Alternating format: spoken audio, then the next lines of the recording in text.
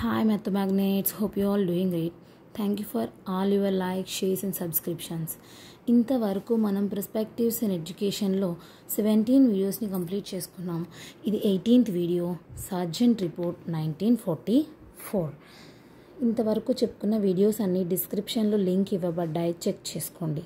అంతకన్నా ముందుగా if you forget to hate please subscribe my channel. క్లాస్లోకి వెళ్దాం.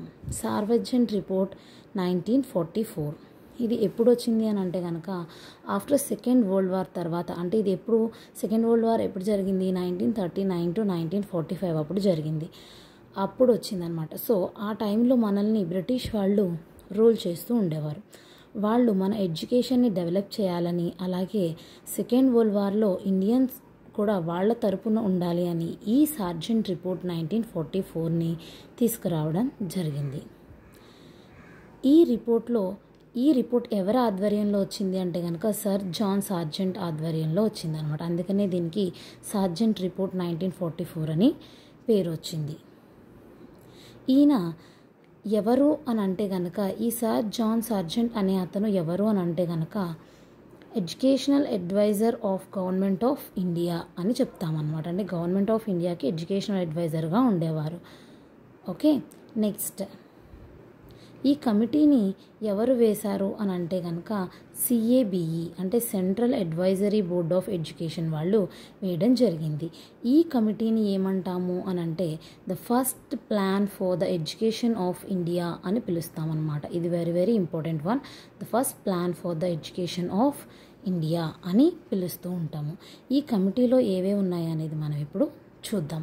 ఇందులో 40 years గోల్ అనేది వీళ్ళు పెట్టుకున్నారు. 40 years గోల్ అంటే 1944లో కదా ఇది స్టార్ట్ అయింది.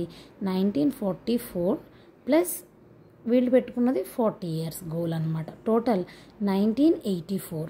అప్పటికల్లా మన ఇండియన్స్ ఎడ్యుకేషన్ బ్రిటిష్ వాళ్ళ ఎడ్యుకేషన్ లాగా ఉండాలి, అంత బాగా డెవలప్ అవ్వాలి అని ఈ గోల్ని వాళ్ళు పెట్టుకున్నారనమాట. ఓకే, ఇక్కడ ఎడ్యుకేషన్ ఎలా ఉండాలి అని అంటే కనుక 3 to 6 years pre primary, 6 to 14 years primary అందరికీ ఉండాలి అని, 11 to 17 years high school only ఇక్కడ 6 years సెలెక్టెడ్ స్టూడెంట్స్కి మాత్రమే ఉండాలి అని, అలాగే డిగ్రీ కూడా 3 years సెలెక్టెడ్ స్టూడెంట్స్కే ఉండాలని పెట్టుకున్నారు. Next high schools education curriculum అనేది ఇక్కడ యాక్టివిటీస్తో పాటుగా టెక్నికల్ ఎడ్యుకేషన్ కూడా ఉండాలి అని చెప్పడం జరిగింది అనమాట. Next third point very very important one, educational provision for physical and mentally handicapped childrens అనమాట. అంటే ఫిజికల్లీ మెంటల్లీ హ్యాండిక్యాప్డ్ అనే వాళ్ళకు కూడా ఈ ఎడ్యుకేషన్ని ఉండాలి అని ఈ రిపోర్ట్లో చెప్పడం జరిగింది. అలాగే సోషల్ అండ్ రీక్రియేషన్ యాక్టివిటీస్ కూడా ఉండాలి. ఎడ్యుకేషన్ అనేది సోషల్ అండ్ రీక్రియేషన్తో పాటుగా ఇవ్వాలి అని ఇక్కడ చెప్పడం జరిగింది. అంటే proper training of teachers and training సెంటర్స్ని ఏర్పాటు చేయాలి, ప్రాపర్ ట్రైనింగ్ ఉండాలి అని చెప్పడం కూడా ఇక్కడ జరిగింది. 10 to 40 years అంటే అడల్ట్స్కి ఎడ్యుకేషన్ ఇవ్వాలి అని ఈ రిపోర్ట్లో, ఈ సార్జెంట్ రిపోర్ట్లో ఇవ్వడం జరిగింది అనమాట. క్రియేషన్ ఆఫ్ ఎంప్లాయ్మెంట్ బ్యూరోస్ అంటే యూనివర్సిటీస్లో ఎంప్లాయ్మెంట్ బ్యూరోస్ని ఏర్పాటు చేయాలి అని చెప్పడం జరిగింది. Next department of education in the centre and in states అంటే డిపార్ట్మెంట్ ఆఫ్ ఎడ్యుకేషన్ ఏదైతే ఉందో అది స్టేట్ అండ్ సెంటర్లో కూడా ఉండాలి అని ఈ రిపోర్ట్లో చెప్పడం జరిగింది అనమాట. వాళ్ళు ఇచ్చిన రిజల్ట్స్ ఏంటంటే కనుక 1945లో ఎడ్యుకేషన్ డిపార్ట్మెంట్ అనేది ఏర్పాటు అవ్వడం. నెక్స్ట్ AICTE అంటే all India council of technical education ఏర్పాటు చేశారు. UGC యూనివర్సిటీ గ్రాంట్ కమిషన్ అంటే ఫస్ట్ యూనివర్సిటీ గ్రాంట్ కమిటీ వచ్చింది, ఆ తర్వాత యూనివర్సిటీ గ్రాంట్ కమిషన్ కూడా ఏర్పాటు చేయడం. ఈ 5 years ప్లాన్ అనేది కూడా ఇక్కడ వచ్చిన రిజల్ట్స్ అనమాట. ఇదంతా కూడా సార్జెంట్ రిపోర్ట్ 1944.